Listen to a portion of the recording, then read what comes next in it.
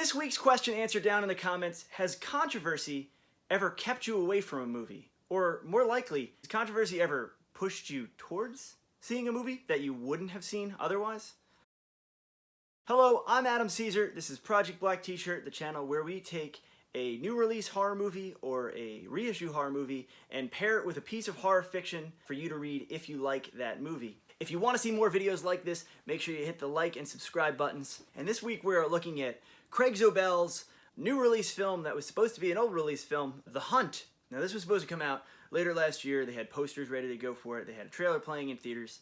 Just the premise of the movie, and the trailer I guess, was enough that it had happened around a series of tragedies, and people were really put off by the idea of it.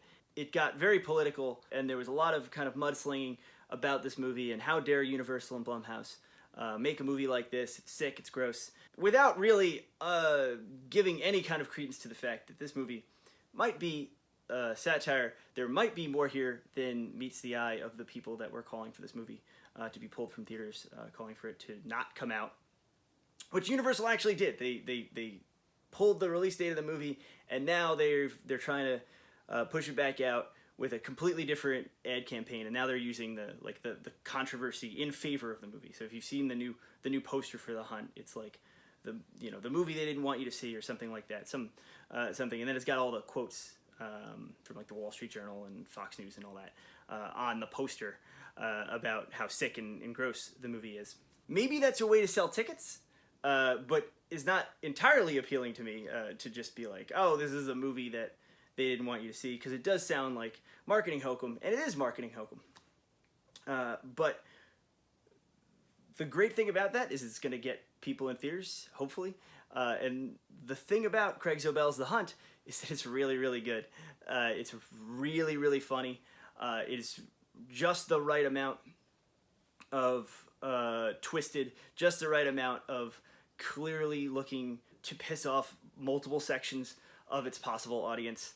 And it does so in a way that's very smart, and once you get to the end, which I'm not going to spoil, this is going to be a no spoilers review, but once you get to the end, the movie is very clearly making a very agreeable point. I think no matter where you fall on the political spectrum, you'll probably agree with where the movie finally lands.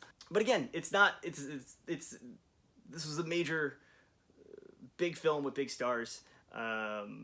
Betty Gilpin's great from Glow. She's the lead in the movie, and it was clearly engineered in such a way that, oh, we know this is going to be controversial, but I don't think they really understood how controversial the premise is going to be. And the premise is, start in an airplane. There's a brief pre-credits thing. You start in an airplane, and there are all these hoity-toity elites sipping champagne and having caviar on this flight, and someone from the back of the plane wakes up, and they're kidnapping what they call rednecks, or hicks, which gets thrown around in the movie.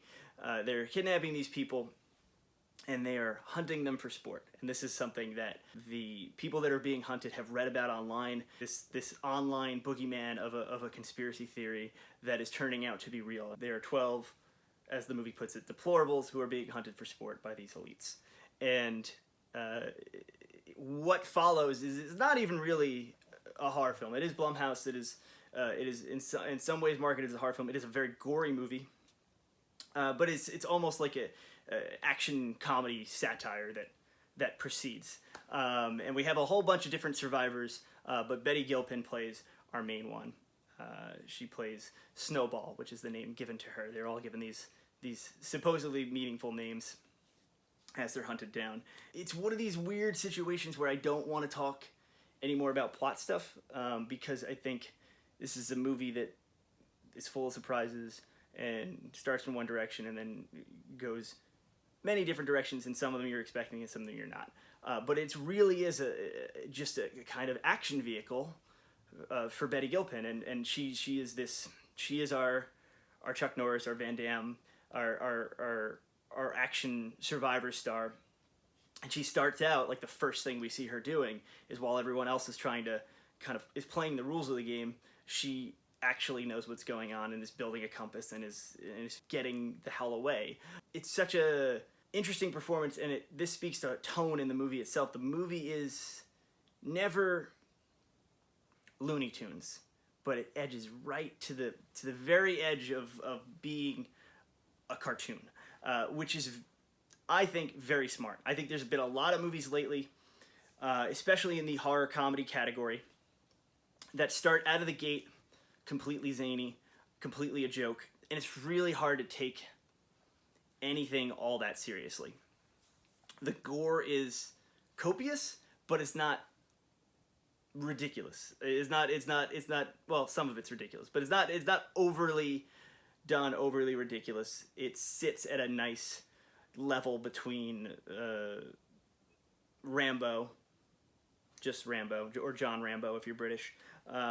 Sits somewhere between kind of Rambo or something like Ready or Not, which is a very similar movie that came out last year, I guess around when this was supposed to come out, probably. And I find the premises are very similar, but I really enjoy The Hunt a little more, because I think it's not just zaniness, it's not just leaning on its premise of, oh, hunting humans for sport. It's funny. It's if this movie had 50% less jokes, if it had 50% less laughs and enjoyableness, it would feel like a chore. The movie's pretty broad, and the movie's pretty obvious in some of the things when it starts to deliver any kind of message or any kind of thematic heft. But what's great about it is its execution. It's a movie that if you took, like, again, half the jokes out, if you didn't have Betty Gilpin, if you had less pizzazz to the direction, if it didn't feel like an entertaining, well put together movie, it's a movie that you just feel like you're getting either a lecture, or you'd feel like, okay, I get it, it's a joke, then the joke would wear thin 10 minutes in, and it would be a slog. But it's not. It really is. It's smart in how it uses what it has, which has a great leading lady, a fun and button-pushing premise to the point where some of the laughs come from the fact that, like, the joke was funny, but the second kind of laugh comes after you turtle eyes, like, whoa, this is wild that Universal even let them do this, or even went this far, or this joke is allowed. What people always talk about when they talk about horror, and we're like, why are people attracted to horror? Why do people like gory movies? Why do people like watching people's heads get blown up? Why do people like watch people's heads get rolled over and chopped up and stabbed with kitchen equipment? Like, what is the appeal to that? And I get that question. Look, I get that question a lot, and I get it a lot from folks that aren't horror fans. And the pat answer, the answer that you just kind of give, and the answer that every talking head when they're interviewed, like on AMC for some documentary about horror, is they say, oh, horror is it's like a roller coaster ride. It's a safe way to experience these things, but you have the lap bar down and you know that you're safe, and that you get the thrills, and then you walk out of the theater and it's a catharsis because you've let it out. This movie, I actually don't agree with that a lot of the time, or I don't agree with that some of the time. But this is a movie that it actually applies to. You can't get away from over-politically politicized language. You can't get away from the division in our country. You can't get away from how upset people are all the time and how pissed off they are at the other side. But this is a movie that, and I'm sure if you're on one political side or the other, and you look at this movie, you're gonna see the other person as okay, that's the villain, but the movie has that way of tricking you. So it really is. You both get that vicarious thrill of, like, the sickness of the premise, but then you do get the humanity of, or you're left with the idea of, yeah, this is kind of crazy. Maybe this shouldn't be the status quo. Maybe we shouldn't be this upset. Maybe we shouldn't be this violent or like getting close to violence to each other. And again, it's in a safe space. You walk out of the theater and you're like, I laughed. I had the all the enjoyment that I get from a well executed horror action film or action horror film. Really gooey horror movie. But you're left with that little kernel of, yeah, maybe this movie's saying something kind of right. And I don't know. To me, that's a slam dunk. I had little issues with the movie. I think there's, like, third act gets wonky, and it's really at its best when it's like right up front with all these jokes and splatter and stuff. But that's just the nature of movies where you have a high body count, where you start with a bunch of folks. The supporting cast is great. It's like full of great little stunt casting and actors where you're like, I didn't even know they were in this, and then they blow up. It's that kind of real fun ensemble cast for the first half, and then it becomes something else.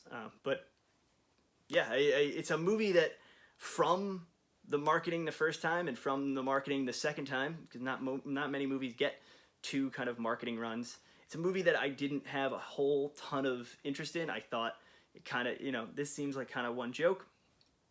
And it's one and a half joke, but the joke is really good.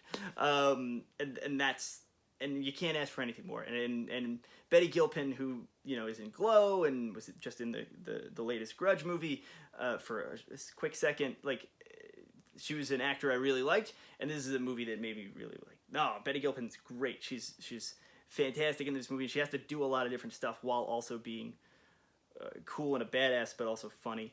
It's very very good role for her. So for this week's book recommendation, I want to talk about Scott Cole's Triple Axe. I was thinking, well, what's kind of satirical and borderline offensive and violent, but has its heart in the right place? And I think Scott Cole's Triple Axe is definitely that book. Adult performers being menaced by this like black-gloved giallo type killer, and they decide to fight back, and that's the book.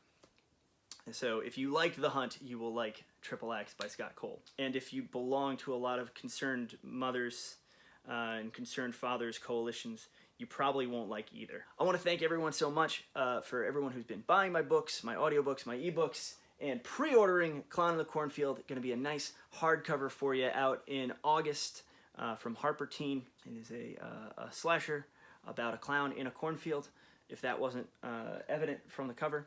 Clive Barker blurbed it, he liked it. A lot of other nice blurbs that we'll talk about later.